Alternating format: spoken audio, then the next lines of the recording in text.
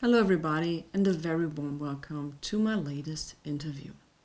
What you're about to hear is an interview with Samuel Jonathan Johnson. He released his one and only album on a major label in 1978 on Columbia Records.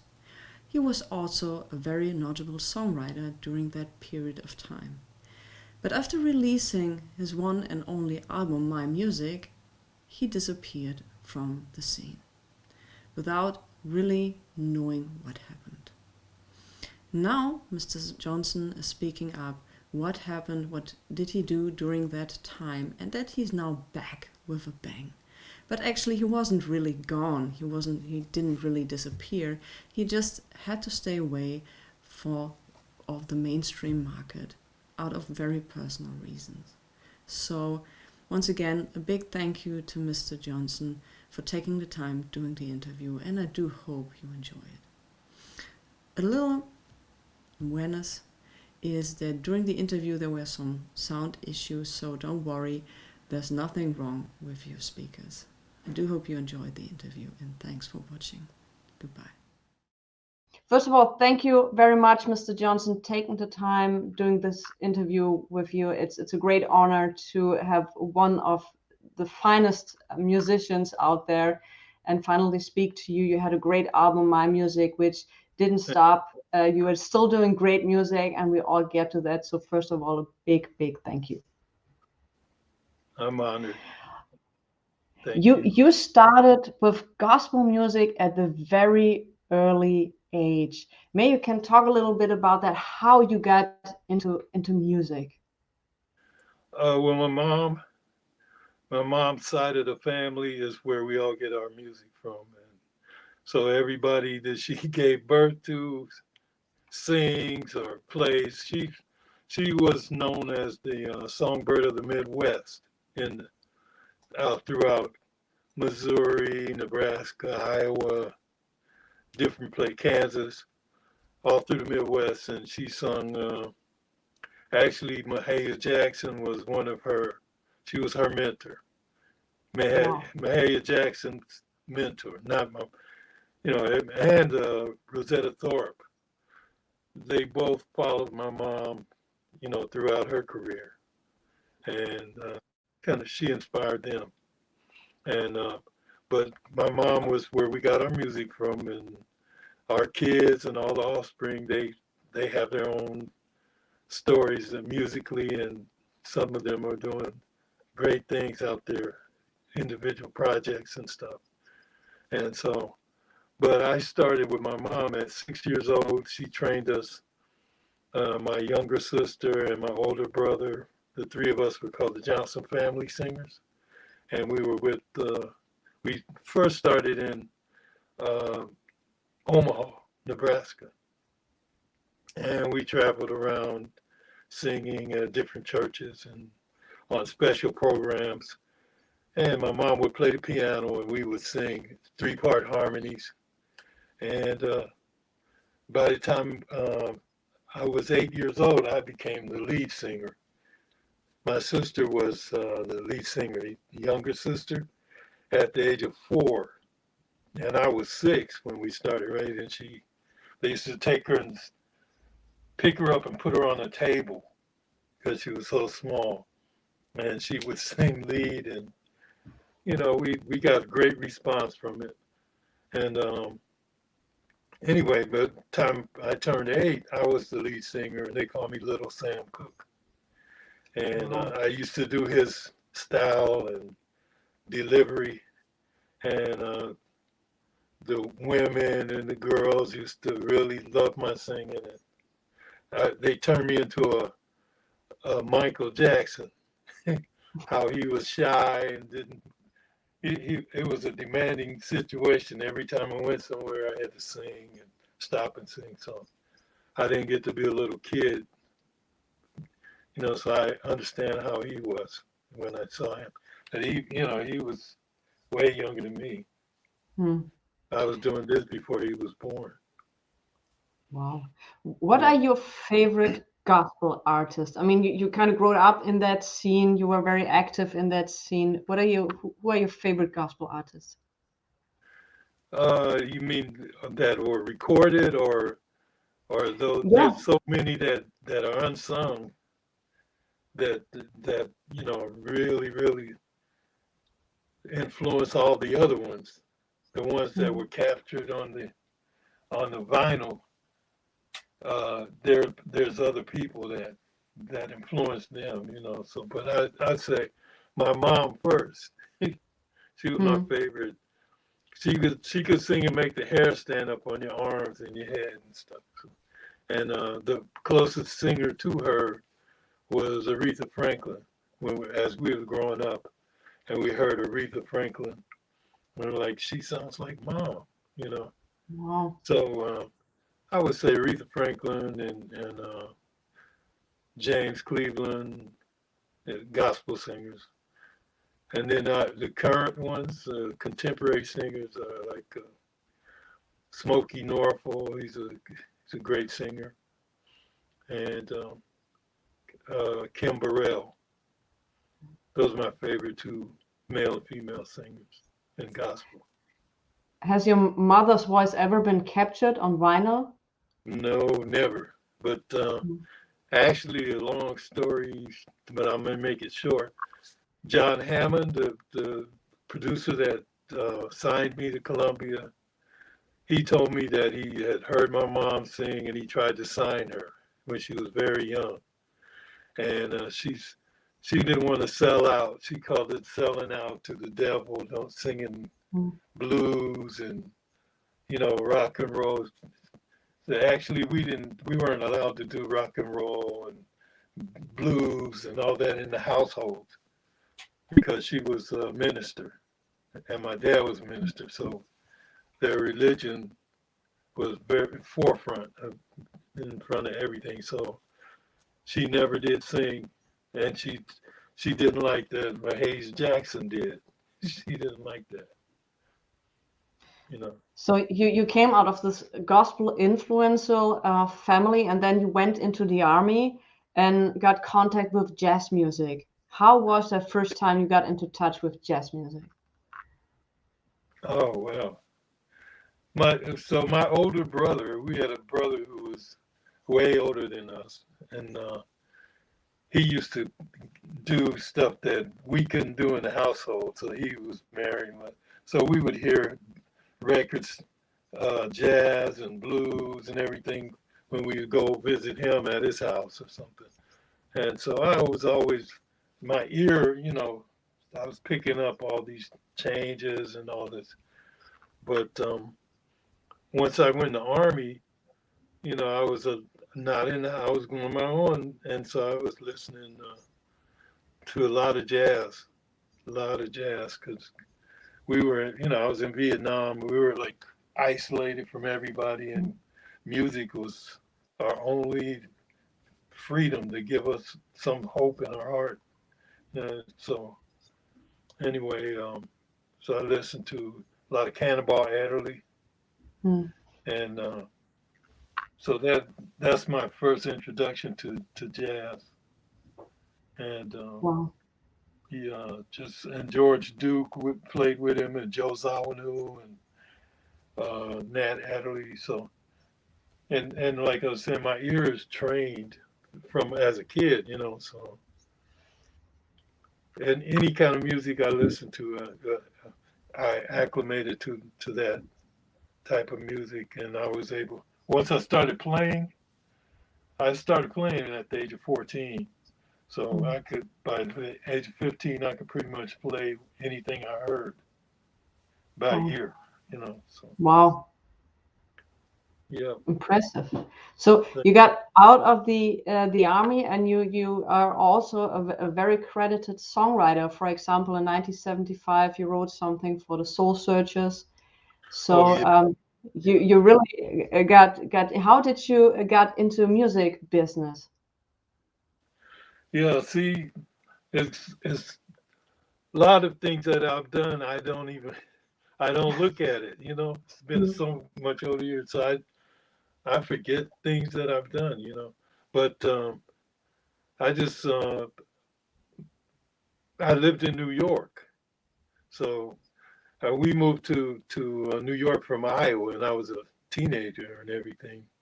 And so New York is full of culture, is full of all different kinds of music and genres, right? So I used to go hang out in Greenwich Village, and so I met some people in the industry, and they one guy liked my sister, and so and he was an executive, and so we used to go hang out in his office, and actually he was Bill Withers. He discovered Bill Withers. Wow. And yeah, I mean, is that too much of a story? It's No, quite. please continue. It's fascinating. It was he discovered Bill Withers, and he was playing the tape for us because we were all just hanging out, chilling in Midtown Manhattan. And so he said, "I'm gonna make this guy. He'll be the first to have 4 hit songs on his album." You know, like so. We listened. We loved him. And so we saw this come to fruition, you know. Bill Withers became a big star, and Grandma's Hands, and that album with Lean on Me and everything. And so I said, I want to, you know, start writing because I love Bill Withers as a writer. And he told me that, well, you got to write some boy girl songs, and you know, that's the only way you're going to be successful. But I wasn't that type of guy because I was a church guy. My mindset was like teach the children well, you know, those type of songs. So I wanted to do message music, and so that's how I started writing. But he told me, no, write some boy girl songs, you know. But I, you know, still didn't do that. Even when I did my music, that's I said I had enough of ups and downs. I'm going to settle down in my music. That was because of my relationships, you know, getting into relationships, and just because I came home from Nam and everything, I didn't even know I had PTSD. So I wasn't really getting acclimated to society fast enough. And so I was in and out of relationships after a while, after a failed marriage. And so that's when my music changed, my style of writing changed around. But you know, prior to that, I had written a song that the Soul Searchers liked. You know, they heard it and they liked it, and so they wanted to play it. And I had a band called Spontaneous Combustion, and we were just it was all nationalities in the group. And so, yeah, you also opened up the Jackson 5 with your group. Oh yes, yes. We opened up for like the major artists. We opened up for like us every like New Year's. We did something at the New York Coliseum, and where all the main artists were there. Then we opened up for them, and then we did the Jackson 5 and Tavares and several others. You know, we were just, you know, we were kind of like a new type of band. You know, we had guys from Ireland, from Jamaica, Trinidad, Japan, Puerto Rico. You know, so we just had different people, and we were all like a big family, and it was something different, you know, for the culture of music at that time. So in 1978, things got very serious for you, especially in the music business, because you also wrote a song which is featured on a very, very famous disco album. Oh, and yeah. that's Sweet Cream with Do a Dance for Love. Wow. I have no clue of some of the stuff that I did, you know, and I just Great song. Wow. Thank you. This is a very famous disco record. People love it. It's very famous, very well known, and people love your track. Well, it's great. Is it over in? It's in Europe, right? Exactly. 'Cause, Yes. yeah, I have a couple of contacts, but you know, like kind of I got out of the business after a while because I have some certain health issues, Mm. and so I kind of like just took a back seat, Mm. you know, and just I actually my mom was sick, and that's why I Mm. got out of my record deal to just take care of my mom, and so it's kind of like just went and then I started going back into the church scene. So I missed a Mm. whole lot of things, and then from church, because I was out doing jazz and R&B, I missed the church scene. You know, so when I went back starting to play organ at church and stuff, I didn't. I had to learn what was going on in that scene. My sister was becoming a big star in gospel, and I didn't even know. You know, so Mm. I just So became detached. You know, for a minute. mm. Let's discuss My Music, which was released in 1978. You also mentioned John Hammond, which is a legend. He was the executive producer on that record, I think. So there was. Let's talk about that album. How did that happen? That contract, and how was it for you being in a recording studio, getting your own songs done? How was that? Well, actually, I don't know if you're familiar with John Blair, the jazz violinist. Mm-hmm. I had written a song, a couple of songs, and he liked, and he was recording for Columbia, and he asked to use the songs, and so he would come to the house, and we went over the stuff, and I didn't know how important that album was, but I was, you know, honored that he wanted to do my song, and so he said, "Well, I'm recording today. Come down, you know, and meet the guys and everything." And so I went to the session, and anyway, John Hammond was the producer, and I didn't know who he was or anything at the time. So, um, and then he said, "Who wrote the song?" And John Blair told me to come in. And I met John in the booth, Hammond, and he asked that I had any more music. He loved my singing even on the song. You know how you demo a song. I demoed all the songs, and I had like a whole uh, maybe about 12 songs on a cassette. So I said, yeah, I gave him the cassette. And then he said, well, I'll get back to you. He called me in a few days and he said, I want to sign you as a long term artist. And I Wow. was overwhelmed. I was shocked knowing who he was by then, too, you know. So that's where the journey began. And The, so he did sign me and Bruce Springsteen. hmm, Uh, we were the last two artists he signed hmm. to Yeah, Columbia. he's signed Duke Ellington, Billie Holiday, so he had quite a nose for it. He was one of the Yeah, greatest. I was Absolutely. honored to Yeah, find out the people he had signed and yeah. discovered and everything. Do you still have the demos from that album or the demo you sent him? It's somewhere in my storage somewhere. Release them. People would love to hear them.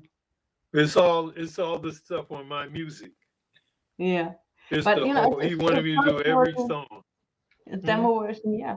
So that was an absolutely fantastic album. What do you remember from the recording session when you were in the studio? Is there a special memory you're having from that recording session? Uh, wow. Well, that was the first time I had performed with the Chicago Symphony Orchestra. They were all, you know, it's not every one of them, but a good number of them in the session, string session, horn section. And the my trombonist from Japan, he went with us to Chicago to record. So we had a beautiful time. You know, it's the first time I had been in Chicago, and one of my favorite bass players and he had a group called the Soulful Strings, Richard Evans. We got him to chart out the stuff that I played for. I spent like, wow, I spent like about 3 days at his house and Wow. showing him, how the chords would go, and he was able to chart it and put it on paper. Wow. And yeah, it was just a blessing to work with him and him and his wife and son, and it was just beautiful spending Oh, time with them. So that's the memorable thing, and mm, just watching them work in the studio. awesome. So you mentioned your mother. There was one track on the album which was called "Thank You, Dear Mother." It's a Yeah. beautiful, beautiful song. Oh, So you thank really you. seem to have a strong connection to your mother. Is that also Mhm. your favorite album on the track? Because I found it so beautiful, and it was your first album and such a big dedication that was very touching. Well, I'm glad you saw that because the whole thing is, like I said, my mom wouldn't allow us to do jazz and blues, sing it or listen to it in the house. So when she was sick when I even started doing the album. Mm. She had been given 6 months to live and everything, Wow. and so um, I said I'm going to write a song for my mom, dedicate it and put it on the album because I didn't know if how she was gonna feel about me recording, blues and jazz and all. With the devil. Yeah, so I said, well, at least I should write a song because all the discipline that she had done in raising us, and I was always doing something. So the words in there is like to reassure her that nothing she did uh, was bad for it, in raising us by herself because my dad passed it when I was 9. Wow. And so, yeah, so that's why I wrote that song just to honor my mom. And then when she told me she liked it, that was the green light for me, you know. Mm. That's a beautiful story. I love that song very much. It's a very touching gesture. So um, there was no follow-up to the album. It was a great album. It's all in all fantastically arranged, musical wise, like the orchestra. Your singing is just fantastic. Why was there no follow-up? You mentioned the sickness of your mother. Was That's that in why. play? Hmm. Yeah, because she was given 6 months to live. I signed a deal with John Hammond because of who he was, the honor and everything. But I had always been concerned about my mom, being sick and everything. So there was a oil embargo during that time, Mhm. and because I was signed to Columbia, all the major artists were on Columbia during that time. Dylan, everybody was on Columbia, and they had signed. They had Meatloaf, and they had just had all these people, and Epic had the Jackson Five and all of them. So my record, because I was new on the block, it wasn't going to get out there because they had demands for their major artists, and so I wasn't going to be, it wasn't going to. My career was going to be on hold for a while, and Mm. so my mom was sick right then, so I asked John Hammond to let me just get out of the deal and take care of my mom. It was more urgent. Me and my mom were like that, so. Mm. And he said, "Well, you're gonna mess things up for yourself, And we were real close, me and John Hammond, because we got the same birthday. Mm. But he said, "But if you want to," I said, if you insist, and so I got out of the deal, and and then you can't do anything after a while, so I just focus on my mom, and after a while, I didn't really. I had already been validated to me because from the age of 15, I was a minister of music over 2 states and you know, like about 20 choirs. And Wow. so I had made my mark musically, and I just needed to be validated by people that I looked up to. And so I felt like I didn't have anything to prove, but to take care of my mom was more important musically. To, you know, did nothing to improve musically. So, and so I still can play, I can still sing, I can still do everything, you know. But I think the God honored me to honor my mom. Mm. And she lived 19 years after that. She Wow. got better. Yeah. Yep. She even sung, you know, Wow. like 3 or 4 years or so after that. And she sung at one church and lit the place up because, you know, they didn't expect it because of her age. She lit the place up. You know, there's people that's still around and alive to remember that. You know, so Wow. I don't have any regrets. No, you've done everything right. Thank you.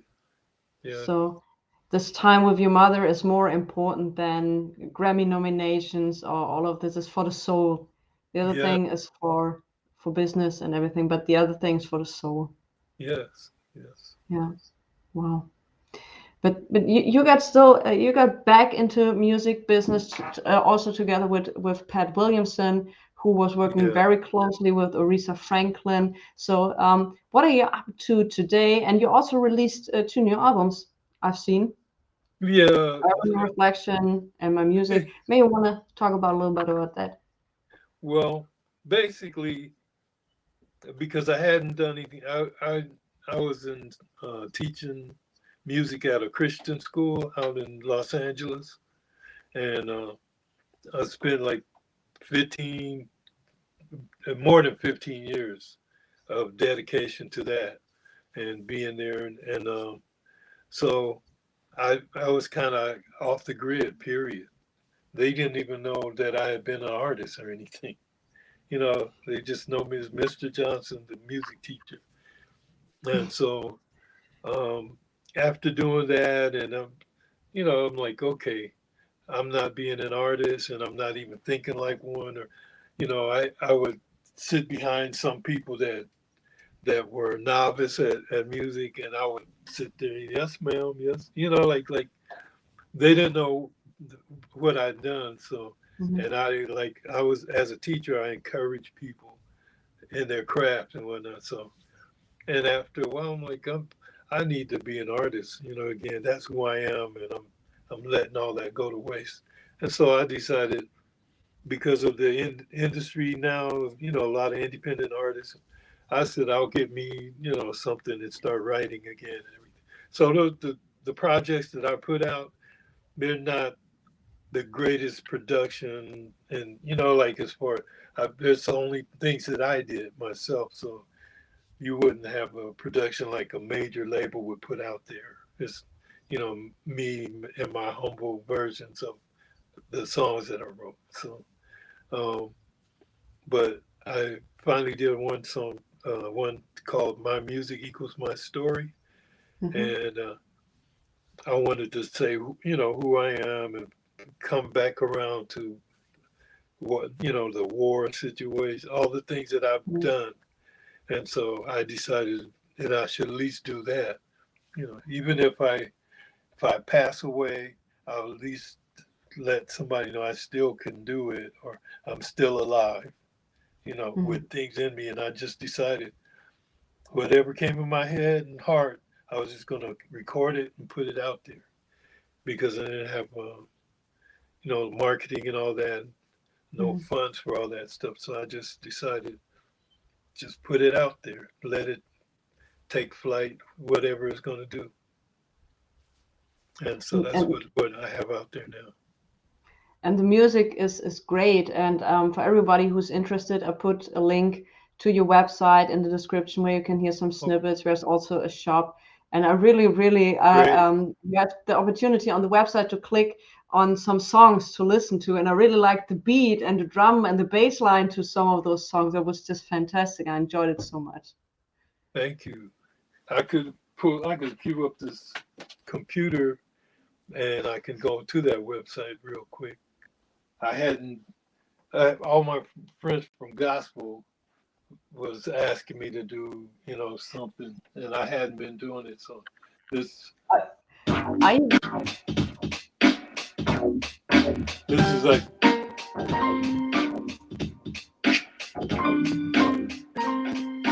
and this is the gospel. This one, I just lined up all the songs.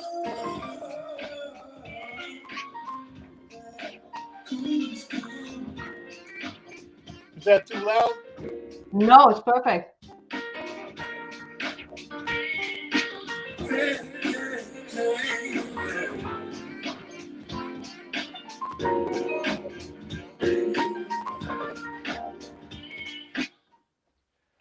Anyway.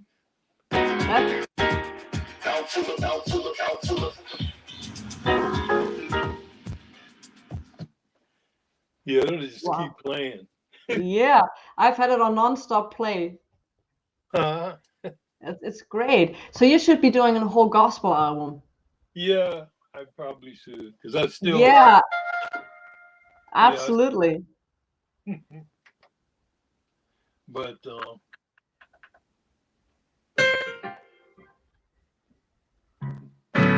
this is one of the craziest songs I did in gospel.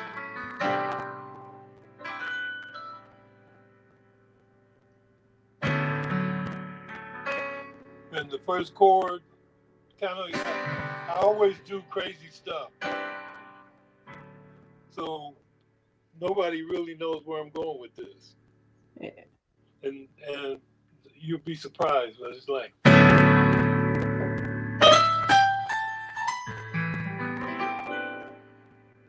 See, and it's in the key of G.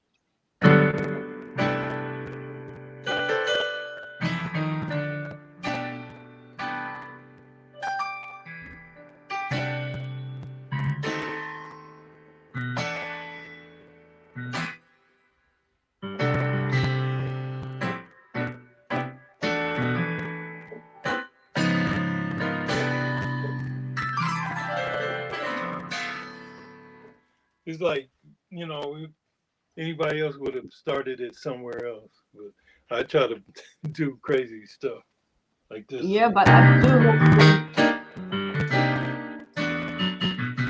That's crazy there. But anyway. Yeah, you should be releasing a gospel album.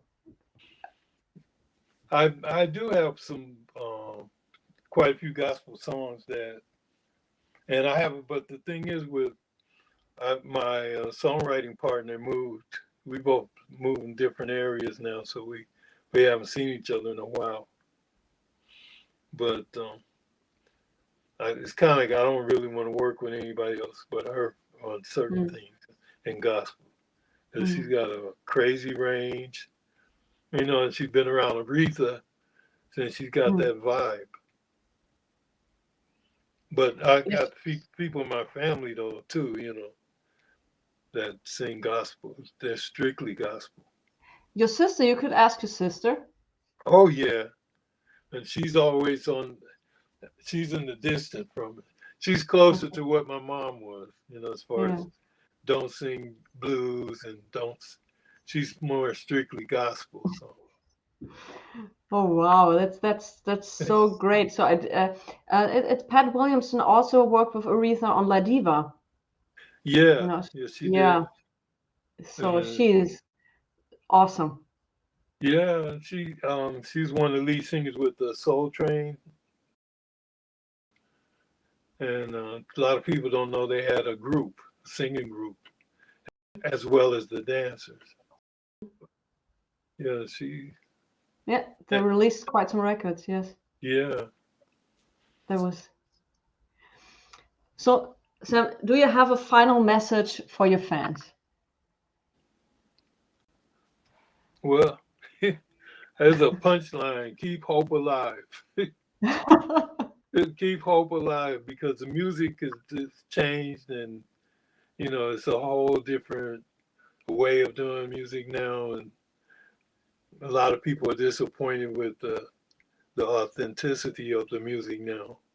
They complain, but I got I got kids that do music. My youngest son is he was signed by Def Jam. He was the youngest artist signed to Def Jam, and so he's into the hip hop and all the different kinds of genres. So I have to feel that. I have to be able to relate to all music. So that's why I said keep hope alive. Is they're learning. Generation X, they were connected to what we were doing. I think that's why my music was sampled, and somebody in Generation X was listening and feeling, our music from back in the day.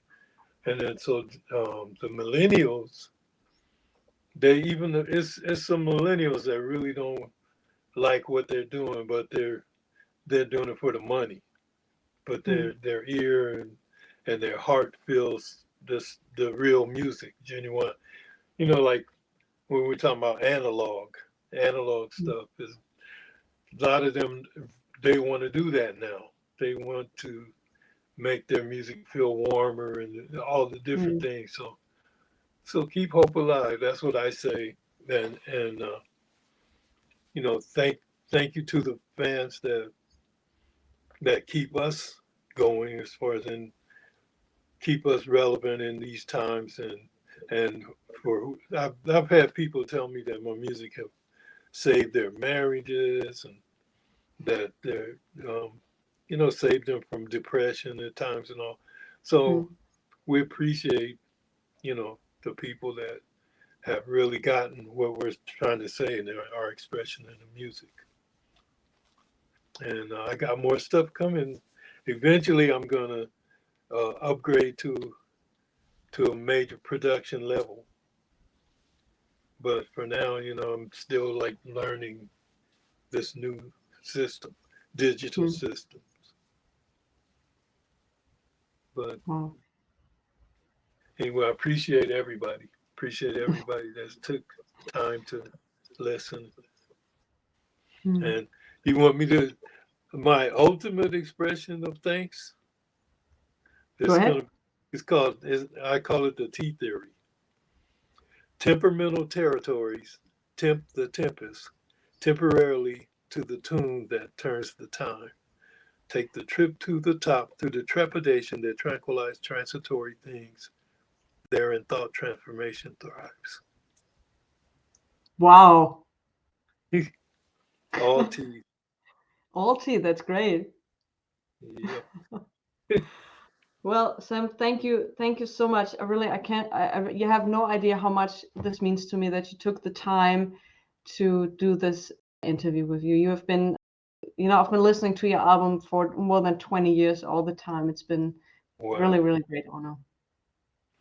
Well, I'm trying to stay young, mentally and spiritually. Physically, it's getting me. Well, I'm a wounded war veteran, so I got issues. But it's still, God is good, and I just appreciate life, and I'm gonna do whatever I'm here to do to my mission, and it's all about love. I got love for everybody. And you brought so much love and joy to so many people's life with your music. I think you have hardly any idea how much you help people. Well, that's my mission, though, because I was expected to be a preacher, but my ministry is in the music. So if I can do that, then my living will not be in vain, to just express it and reach people through the music.